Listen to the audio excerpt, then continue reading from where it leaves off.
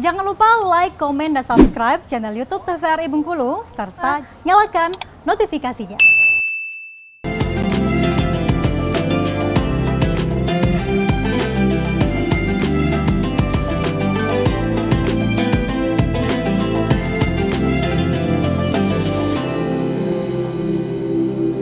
Baik, terima kasih Anda masih menyaksikan Mutiara Ramadan, dan tadi juga Helda sudah menyinggung sedikit nih Ustadz bagaimana caranya supaya kita bisa membangun diri agar menjadi generasi yang milenial yang berakhlak baik dan pikiran juga yang baik.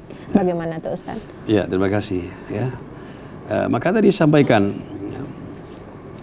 pada saat nanti kita sudah tumbuh remaja ya, maka semuanya yang berkaitan dengan kehidupan itu tidak instan, ya, artinya tidak tiba-tiba, pasti ada prosesnya, ya, pasti ada hal-hal yang kita lakukan, yang harus kita ikuti, gitu ya, apa itu dalam bentuk sistemnya yang tadi saya sampaikan, ya harus kita ikuti, ya. Contohnya apa? Ya, seperti yang saya sampaikan, bagaimana Pak Ustadz, ya kita itu bisa menjadi anak yang berbuat baik kepada kedua orang tua, gitu, yang berakhlak mulia dan sebagainya, gitu ya. Ya, semuanya itu bisa dilakukan, bisa terjadi tatkala kita mengenal, ya enggak? Mengenal kehidupan orang tua kita dan apa yang telah dilakukan orang tua terhadap kita. Nah, semuanya itu kembali lagi dengan pendidikan tadi. Semuanya kembali kepada dari pendidikannya. Iya, sumbernya dari pendidikan semua, tidak bisa tidak. Enak, karena ilmu yang mereka dapatkan itu yang akan menampilkan dari pola kehidupan mereka. Ya, kita lihat, makanya di ayat tadi itu apa namanya, firman Allah, wa ya Allah yang terdapat dalam Al-Quran itu tidak pernah meleset itu. Enak, kenapa? Enak, seperti Luqman itu mengajarkan kepada anaknya dari usia dini agama. Enak, kenapa? Karena ini akan bisa memberikan jaminan, gitu ya, kepada anak untuk masa-masa yang selanjutnya. Termasuk dalam hal-hal yang saya sampaikan tadi. Mereka tidak akan bisa berakhlak mulia kalau seandainya mereka tidak mengenal agama atau tidak ada pendidikan agamanya. Ya, barangkali kalau kita tanya tentang akhlak, mungkin dia tidak tahu apa itu akhlak. Ya kan? Tidak tahu dia. Apa istilah-istilah akhlak yang mulia dan segala macam itu mungkin dia tidak tahu. Ya kan? Cuman barangkali hanya sekedar membaca, barangkali dia bisa menyebut, gitu ya, bisa. Tapi apa yang terkandung dalam ya berbuat baik atau namanya akhlak yang baik, gitu ya, kepada orang tua itu mereka tidak mengerti kadang-kadang kalau seandainya tidak diberikan ilmu dari kecil itu. Jadi ini maka akan bisa itu dilakukan, akan bisa terjadi menjadi anak yang soleh itu kalau seandainya dari kecil sudah diberikan pendidikan. Artinya apa?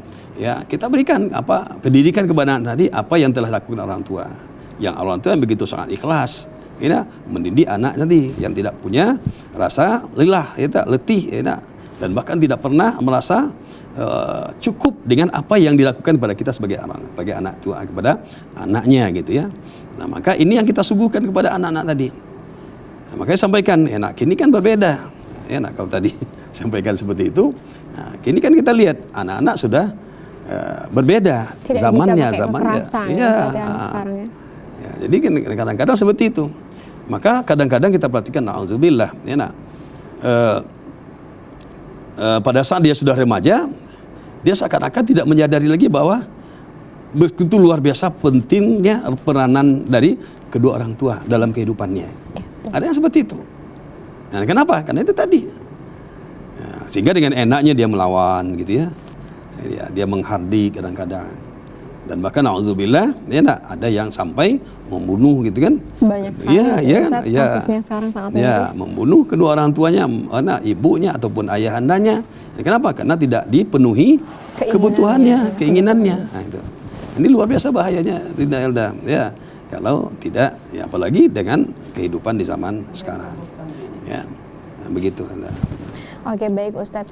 Tapi bagaimana dengan saudara-saudara kita yang mohon maaf mungkin yatim piatu Ustadz, dari kecil kurang kasih sayang dari kedua orang tua. Bagaimana supaya membangun dan mengajak mereka untuk lebih aware, lebih peduli lagi dengan akhlak yang baik Ustadz?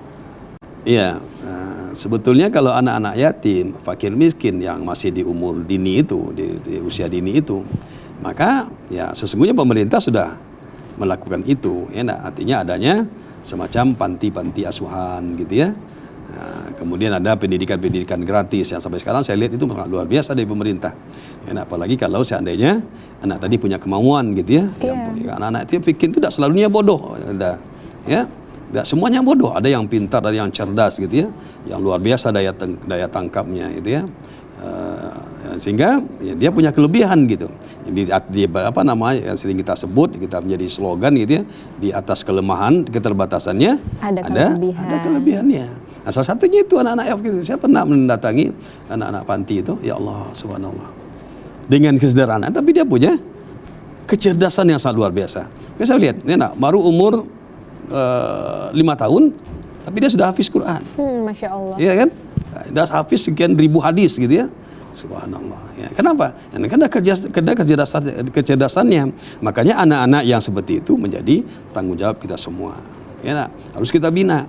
Nah, pemerintah sudah melakukan itu, dan demikian juga banyak organisasi, wadah-wadah swasta yang melakukan itu untuk generasi muda kita, ya, baik itu di usia dini maupun nanti masa saat dia sudah menjadi remaja. Contoh kami umpamanya di Dewan Dakwah ini sedikit sebagai gambarannya, ada pendidikan gratis, ya, Elda. Masya Allah. Ya, pendidikan gratis itu dari tingkat apa namanya akademi, ya, ada namanya ADI, ya, Akademi Dakwah Indonesia, ya.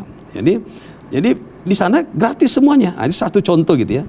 Anak tinggal sekolah, tapi betul-betul anak tadi punya kemauan gitu ya. Ini salah satunya untuk mengatasi generasi muda tadi yang punya kebiasaan-kebiasaan yang tidak baik tadi.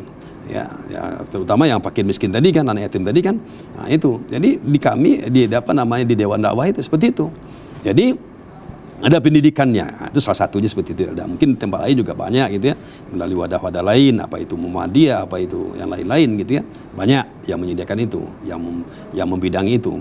Nah, di kami dia doa seperti itu, tinggal dia sekolah, ya, mulai dari pendidikan kuliah di awalnya sampai ke S2-nya, sampai S2, ya, di Muhammad Nasir Jakarta. Ya, kalau di Bengkulu cuma S1 ya. Nah, S1 kemudian nanti S2-nya ke Jakarta, ya, Universitas Muhammad Nasir, di Jakarta. Nah, itu sampai dia memiliki jabatan ilmu yang sudah sangat memadai kalau di situ. Ya, dan sudah banyak. Alhamdulillah kalau di Bengkulu itu sudah berapa periode itu dari 2019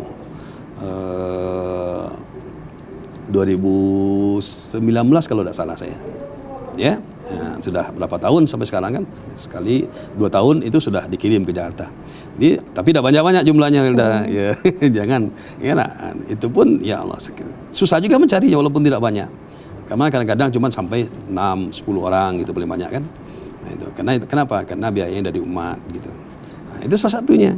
Jadi kita harus memberikan perhatian khusus kepada anak-anak kita, kepada generasi muda, dan kemudian juga kepada anak-anak remaja kita yang mungkin ya mereka hidup dengan keterbatasan gitu ya, tapi harus harus kita pantau terus, harus kita memberikan perhatian khusus kepada mereka. Nah, seperti itu, Pak. Oke, baik Ustadz. Mungkin kita masuk ke kesimpulan dari apa yang kita bahas pada hari ini, Ustadz, mengenai mencetak generasi Islami. Mungkin bisa Ustadz simpulkan, Ustadz. Ya. Dari apa yang tadi sampaikan dari awal sampai akhir, ya, maka sesungguhnya yang pertama itu adalah jadikan anak itu sebagai amanah. Apa itu amanah? Sesuatu nanti yang akan kita pertanggungjawabkan di hadapan Allah. Anak adalah anugerah dari Allah Subhanahu wa taala. Yang namanya anugerah tentu perlu kita jadikan dia hal yang terbaik untuk kita nanti di yaumil akhirah. Maka lakukanlah hal-hal yang baik, ya, kepada anak-anak kita dalam segala lini. Pertama dalam pendidikannya, kemudian dalam makanan yang kita berikan kepadanya, ya, jangan asal beri saja makanan. Ya, apalagi kalau dari makanan-makanan yang hasil yang tidak halal dan thayyibat gitu kan. Apa itu hasil mencuri, ya, apa itu hasil dari mencuri itu bisa juga korupsi itu, Pak Dinda. Iya, Ustaz. Banyak ya, Ustaz, ya, kasusnya. Korupsi itu adalah bahasa indah, bahasa keren ya, dari mencuri, dari merampok. Ya, nah, sama saja itu. Mencuri, Ustaz, ya, ya? mencuri sama. Bahasa bagusnya aja itu Ya. korupsi, Ustaz. Nah, kalau itu diberikan ke anak, maka ini kan luar biasa ini, ya. Maka itu harus diperhatikan, ya. Nah, kemudian selanjutnya jadikan anak itu sebagai kebutuhan kita. Ya. Apa maksudnya kebutuhan? Ya, bahwa sungguhnya tidak ada akan yang akan memberikan kebahagiaan dan bahkan kesuksesan dalam hidup kita kecuali adalah anak, ya, anak kita.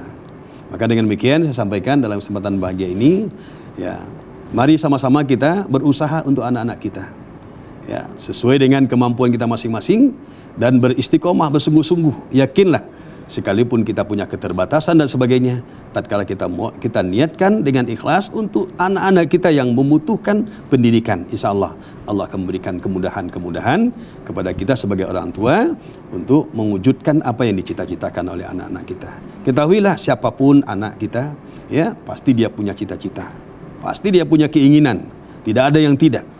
Ya, makanya kita lihat waktu anak-anak kecil kita tanya, "Oh, kamu mau jadi apa?" Maka dia akan jawab, Jadi dokter. iya, jadi dokter, macam-macam. Kenapa? Karena dia punya keinginan. Iya. Nah, ya, sampai dia dewasa juga, sampai dewasa juga seperti itu. Pasti dia punya keinginan itu, punya hajat gitu ya, yang sangat luar biasa dalam diri dia sendiri gitu ya, untuk menjadi anak yang baik atau menjadi sukses. Ya. Maka dengan demikian, ya, maka bimbing dia. Arahkan anak tadi dengan kemampuan kita, terutama adalah dengan pendidikan Islam. Kepada bapak-bapak, ibu-ibu sekalian, dan kemudian pemirsa TVRI yang berada di rumah dan dimanapun Anda berada, nah inilah barangkali hal yang akan dapat memberikan keselamatan kepada anak-anak kita, ya, baik itu di dunia maupun nanti di yaumil akhirah. Masya Allah, tabarakallah. Terima kasih Ustadz edukasinya untuk pemirsa di rumah mengenai mencetak generasi Islam. Berarti memang banyak sekali yang harus diperhatikan, mulai dari pendidikannya, mulai dari pergaulannya, pakaiannya, sangat banyak yang harus diperhatikan Ustadz ya. Sekali lagi terima kasih Ustadz. Baik pemirsa Mutiara Ramadan, itulah perjumpaan kita pada hari ini membahas mengenai mencetak generasi Islam. Semoga bermanfaat dan tetap semangat menjalankan ibadah puasanya. Saya Helda Amelia undur diri, terima kasih dan sampai jumpa. Wassalamualaikum warahmatullahi wabarakatuh.